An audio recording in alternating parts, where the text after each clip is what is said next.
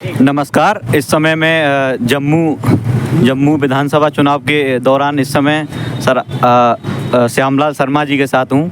आप सर भाजपा से आपको टिकट मिला है और आप इस चुनाव को किस तरह देखते हैं? जैसा कि आपके सामने कांग्रेस के संयुक्त प्रत्याशी हैं, क्या आपकी योजनाएं हैं ज़मीनी स्तर पर? किस तरह आप इस चुनाव को देखते हैं सर? देखिए, ये जो चुनाव हो रहा है जम्मू कश्मीर में जी, ये विधानसभा का चुनाव जो था वो ओवरड्यू था। जी सर। और 10 साल के बाद यहाँ की जनता जनार्दन जो है वो अपने वोट का मत का अधिकार देने जा रही है। और ये मुझे लगता है कि दो बड़ी ताकतों के बीच, जी, एक तो राष्ट्र विरोधी ताकतें जो हैं जी, और राष्ट्रवादी ताकतों के बीच होने वाला ये चुनाव है। और मुझे लगता है कि लोगों ने मन बना लिया है कि हम जो राष्ट्रवादी ताकतें हैं, जो राष्ट्रवादी लोग हैं, उनके साथ चलेंगे। सर धारा 370 के हटने के बाद जम्मू कश्मीर कितना बदला है? धारा 370 हटने के बाद अगर आप देखेंगे तो हमारा सबसे बड़ा जो इनकम का रेवेन्यू जनरेशन का सोर्सेज है वो हमारा टूरिज़्म है। जी, चाहे वो टूरिज़्म हो या पिलग्रिम टूरिज़्म हो, तो दोनों में अगर आप देखेंगे तो एक में तो मुझे लगता है कि 100% से ज़्यादा की वृद्धि है। और अगर हम पिलग्रिम टूरिज़्म की बात देखेंगे, बाबा अमरनाथ बर्फानी की यात्रा हो या माता वैष्णो देवी की, और ये रियासत जो है अमन चैन की तरफ बढ़ रही है। और कश्मीर में भी इस बार 2 करोड़ से ज़्यादा टूरिस्ट जो हैं वो आए हैं। सर जैसे कि मैं देख रहा हूँ जो पूरे विधानसभा की सीटों पर भाजपा ने उम्मीदवार नहीं उतारे हैं, तो आप इसमें क्या देखते हैं? क्यों भाजपा डरी हुई है? क्या क्यों भाजपा ने सारे विधानसभा की सीटों पर अपने उम्मीदवार नहीं उतारे? मैं आपसे गुजारिश करूंगा कि ये सवाल आप कांग्रेस से पूछें। जो 136 साल की पार्टी है, उन्होंने 32 कैंडिडेट उतारे हैं।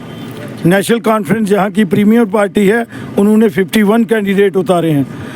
और भारतीय जनता पार्टी जो है, हम मानते हैं कि हमारा वैली में इतना जनाधार नहीं है, फिर भी सबसे ज़्यादा 62 कैंडिडेट इस रियासत में तीनों जो फेस हैं उसमें भारतीय जनता पार्टी के हैं। इसलिए हम कह रहे हैं कि हम एब्सोल्यूट मेजॉरिटी से यहाँ सरकार बनाएंगे। तो ये सवाल आप उनसे भी पूछें। जी जी जी, लगाए हैं कि अभी जो अगर वो जीतती हैं तो धारा 370 को पुनः बहाल करेंगे। उसके ऊपर आपका क्या ओपिनियन? मैं आपका रिकॉर्ड स्टेट करूंगा, वो उन्होंने आरोप नहीं लगाए हैं, वो उनकी माइंडसेट है जो पिछले 77 ईयर से ये उनकी एक दिमाग की उपज है। डे 1 से यहाँ नेशनल कॉन्फ्रेंस का जो बीज था, जब वो सीड्स सो किया गया था तो उसका नाम था मुस्लिम कॉन्फ्रेंस।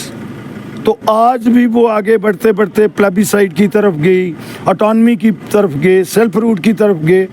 तो ये सारी बातें जो हैं, लेकिन आज जम्मू कश्मीर की जनता जो है वो इन तमाम चीज़ों से सचेत है। सर जो हमारा एक कैंपस है उसके पास जो एक रोड है, जैसा कि हम लोग यहाँ देखते हैं, हम तो जैसे मैं यूपी का रहने वाला हूँ, यहाँ क्या होता है जब बारिश आती है उसके बाद जो नाले होते हैं वो सर खुद से बह जाते हैं। जब आपकी सरकार बनेगी या आप यहाँ से जीत के आएंगे तो आप सर उनके बारे में क्या बेहतर उसका विकास हो पाए? क्योंकि 10 साल से तो किसी का यहाँ शासन नहीं था, इसी वजह से मुझे लगता है विकास भी रुका हुआ है।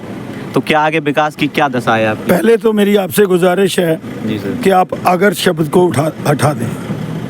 अगर शब्द नहीं है, यहाँ की जनता जनार्दन ने मन बना लिया है कि उन्होंने मुझे पूरी आशीर्वाद देनी है। और जितने भी विपक्ष के और ख़ुसूसन तौर पर एक जो यहाँ पे तमाम मिली जुली पार्टियाँ हैं, उनका जो प्रत्याशी है उसकी ज़मानत जब्त होगी।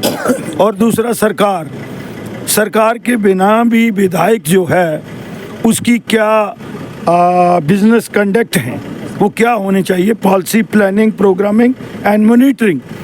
तो ये जो बातें आप कर रहे हैं ये डेवलपमेंट के साथ अलाइड हैं। तो मुझे लगता है ये बेसिक चीज़ें हैं, इसमें आप 1 साल के अंदर बहुत बड़ा बदलाव देखेंगे। धन्यवाद। बहुत बहुत धन्यवाद।